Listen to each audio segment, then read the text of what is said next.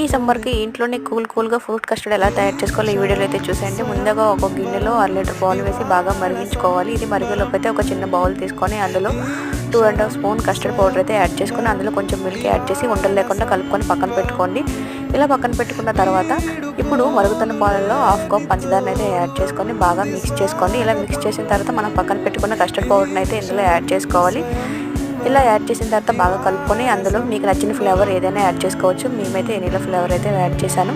ఇలా యాడ్ చేసిన తర్వాత బాగా మిక్స్ చేసుకొని దీన్ని అయితే చిక్కగా అయినంత వరకు వేడి చేసుకోవాలి. ఇలా వేడి అయిన తర్వాత దీన్ని అయితే పక్కన పెట్టి చల్లబెట్టుకోవాలి.